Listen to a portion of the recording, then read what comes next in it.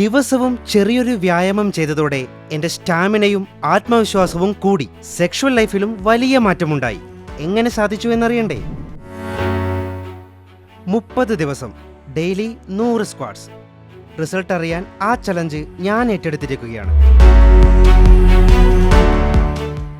First day എൻ്റെ കാലുകൾ വല്ലാതെ വിറച്ചു. തുടയിലെ മസിലുകൾ കോച്ചിപ്പിടിക്കുകയും ചെയ്തു.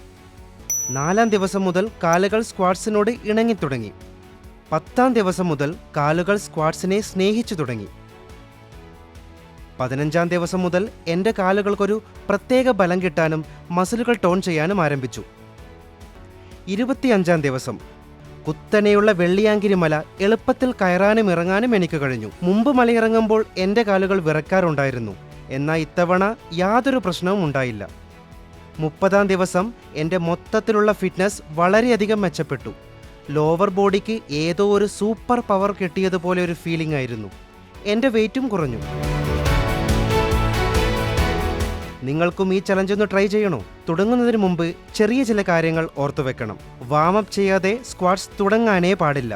സ്ക്വാട്സിന് ശേഷം മസിലുകളെ ഒന്ന് റിലാക്സ് ചെയ്യാൻ കൂൾ ഡൗൺ എക്സസൈസ് ചെയ്യണം. ലൈറ്റ് ജോഗിങ്ങോ നടത്തമോ ആവാം. മിസ് ചെയ്യാൻ പാടില്ലാത്ത ഏറ്റവും പ്രധാനപ്പെട്ട കാര്യം കറക്റ്റ് പോസ്ചർ മെയിൻറ്റെയിൻ ചെയ്യുക എന്നതാണ്. അല്ലെങ്കിൽ ഇഞ്ചറിക്കുള്ള സാധ്യത വളരെ കൂടുതലാണ്.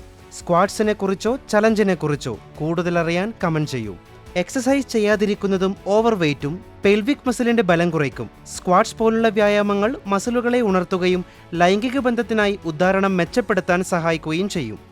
വീഡിയോ ലൈക്ക് ചെയ്യാനും ഷെയർ ചെയ്യാനും സബ്സ്ക്രൈബ് ചെയ്യാനും മറക്കരുത്.